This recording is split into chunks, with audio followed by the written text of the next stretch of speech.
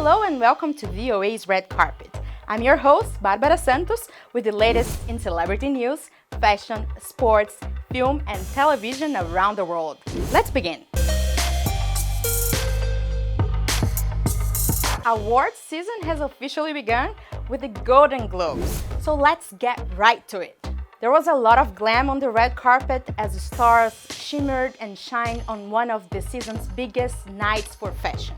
Kerry Washington was bold in a black look with an open chest covered in bedazzled straps, while Best Supporting Actress nominee Jennifer Lopez wore a white Valentino gown with giant bow embellishments in metallic gold and a green jewel tone.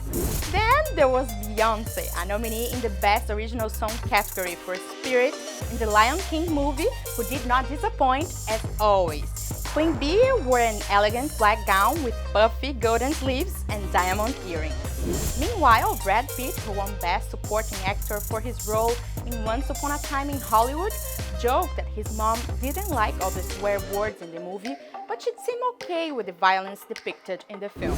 You know, she didn't mention the violence, funny enough. Listen, anytime you get to be in a Tarantino film, you know there's something special happening, and the experience was just as great as the film itself. The biggest honor of the night went to actor Tom Hanks, who was given the 2020 Cecil B. DeMille Award for outstanding contributions to the world of entertainment. He was also a nominee for Best Supporting Actor for his work in A Beautiful Day in the Neighborhood. Finding fans of his career was perhaps the easiest job on the Golden Globes red carpet. All you had to do was ask just about anyone how they felt about the two-time Oscar winner actor. God, I love him so much. And I love the way people talk about him as being one of the good guys back in the 80s and the 90s. It's easy to be a good guy now, because if you're not a good guy, they'll kick your out. He was doing it just because he's a good guy. The lineup for Coachella 2020, the annual desert music festival, has been announced, with a list of performers as eclectic as ever.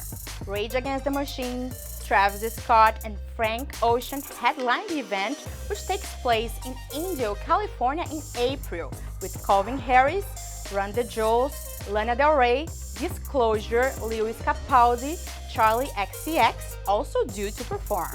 African artists continue to earn their spot on the Coachella stage. DJ Black Coffee, Princess Nokia's, That girl is a tomboy. Samba the Great, Oh my gosh, where my girl? Sean Kuti, African gold. and Aya Nakamura Depuis longtemps, j'ai vu dans ça. Depuis are some of the names fans can expect to get a taste of. It'll be a hot one, since according to the Coachella Twitter feed, tickets for the first weekend are already sold out. Lady Gaga tackled what she called a mental health crisis in America as she helped Oprah Winfrey kick off her Oprah's 2020 Vision Your Life in Focus tour in Florida. I want to erase the stigma around treating mental health conditions, the music superstar told Oprah and a sold-out crowd of 15,000 fans. She acknowledged her own struggles with mental health at the event in Fort Lauderdale. It was the first of several stops on a US tour to promote mental, physical, and spiritual wellness. After the conversation, Oprah couldn't hold back tears. In a video posted on her Instagram, the host is shown walking backstage looking for Gaga, who she then hugs and says, "Oh my God, you were so real, so good, so strong, so you.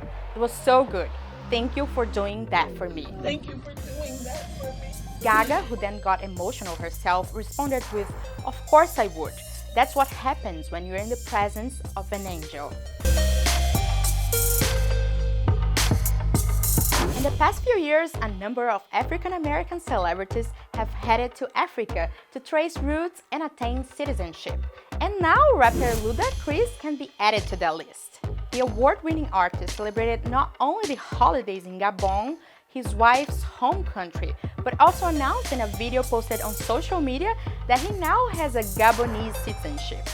He captioned the video, "Starting my new year off with dual citizenship. Africa, I'm official. Moment Kids 2, the best gift of the decade. Award goes to Eudoxie. Other celebs who just this past year attained African citizenship were Idris Elba, awarded citizenship of his father's native Sierra Leone, and Tiffany Haddish, now a citizen of her father's native Eritrea. There's a new musical getting the attention of many in Nigeria. It focuses on how people start over after being attacked by Boko Haram. From Nigeria, Channel TV has more on this new theatrical presentation. Bintu the Musical is a theatrical depiction of the conflict in northeast Nigeria and the efforts of the affected people to rebuild their lives. The play centers around the life of a young girl named Bintu, whose dreams of going to the university to study business administration were cut short when Boko Haram insurgents attacked her hometown of Goza and abducted her father. Please, now down and hold down, do for your body. Bigger for me. Hey, stand up. Stand up, move. Move. The musical portrays the devastating experiences of the victims of Boko Haram attacks. Since an insurgency which began in 2009, the terrorists have killed thousands of people, kidnapped many, and forced over 2 million to flee their homes. The lead character says it was easy to enter into character and show the world what many in those parts experienced. At some point, I literally broke down because I've somehow seen stuff like that happen to a few people that I know, and it was traumatizing. So I had to put myself in that condition, in that situation, and relay it so that people can watch and actually feel the emotions that these people or these little girls go through. Featuring an all-Nigerian cast of 20, the playwrights were tasked with creating a production that would raise awareness about the humanitarian crisis created by the insurgency. The performance, sponsored by the World Food Programme, is already sparking conversations among Nigerians. You now have girls working for you. May Allah be praised. I mean, my sisters, look at business administration and how it was destroyed with water. But look at me now. I now have PhD in tailoring. So you can call me Dr. Bintu. I'm so glad that they're bringing the reality of what is happening in our nation down to come here so that we can actually see it. To so many people who don't know what's going on in Nigeria, and this is the truth. It's a true story of families being torn apart. It's a true story of women being subjected to rape. It's a true story of people just dying because people blew them up. Insurgents coming up, students whose lives are just cut short. Their whole future is gone. But more importantly, what humanitarian aid does, which are people who are sacrificing their time, their money to just go out and give people hope. So at the end of the day, it's a story of hope. We can't leave UN or World Food Programme alone to do it alone. I think more people should come up to support them. Like my sister was saying, how do we help? After watching this now, that how do we help? And definitely that is the step we are taking to see what ways we can do to help, because we know they are still going through some challenges in the Northeast.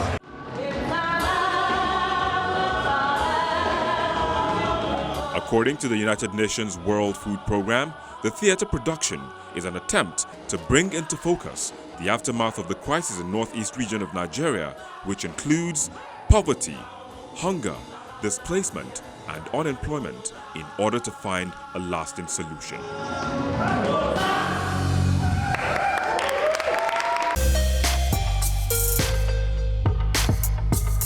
2020 may be well underway, but let's look back at some of the women in music who shaped this past decade.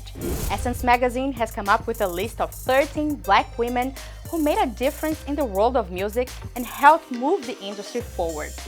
Included in the list was Queen Bee, of course, who released multiple albums, stunned fans with her jaw-dropping concerts while on tour, launched an entertainment company, and so much more.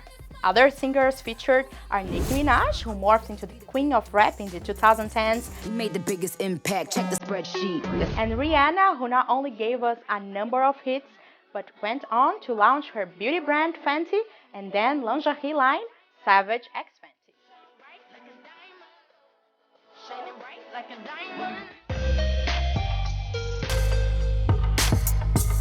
Now let's look to the future as artists are bringing their artwork into a new dimension using augmented reality. VOA's Diana Mitchell gets in on the action. During a recent art event in Oakland, California, passerbys got more than they bargained for. When viewing a mural through an app on their smartphone, the dinosaur came to life and ran away. The project was part of a demo by Artivive, a company that offers an augmented reality app for artists to give their traditional artwork a digital life. We have artists all over the world in more than 92 countries, which has been awesome, and their reaction is actually mind blown because we are the first platform for augmented reality in which they can easily create content. Artists use Artivive Bridge, the firm's software, to upload an image of their artwork. They can then add simple digital layers at various levels of transparency, or opt for a more sophisticated version that guides them through more advanced animation. Once the art has the new digital layer, anyone with a smartphone or a tablet can view the artwork in augmented reality via the app. And Artivive is not just for modern artwork. The company has worked with museums to add digital layers to several classical pieces.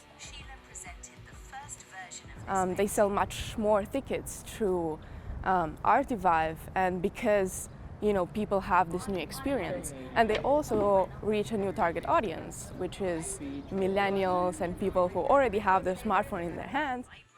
But what about copyright issues? And would classical painters approve of these new augmented reality digital layers on their work?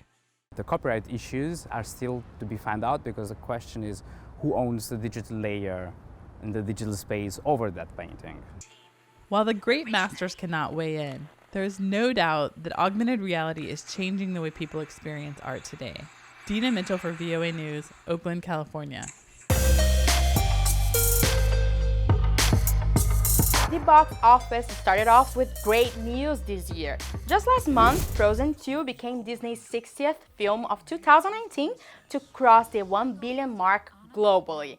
But we can now also say that the film has become the highest grossing animated movie ever.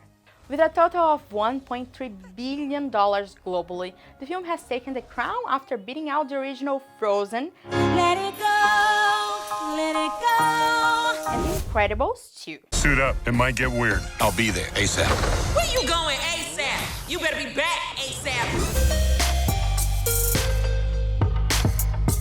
Before we say goodbye, we can get a glimpse of Tyler Perry's upcoming Netflix debut with his film A Fall from Grace.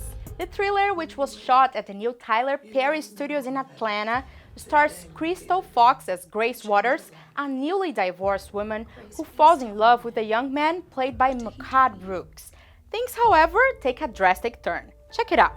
I've been so lonely since my divorce. I want to love somebody, I want to be loved. You need to get the hell out of this house and meet somebody.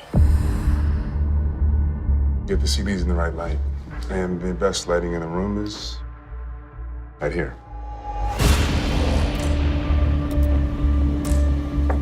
Hey. Hey. These are beautiful. So are you. Thank you. Tell me something. I mean, I know you've had many young women. I was just wondering, why me? Shouldn't the question be, why not you? I was falling hard. I didn't even know that a man could be that perfect. Will you marry me? It was a whirlwind. It was the happiest time of my life.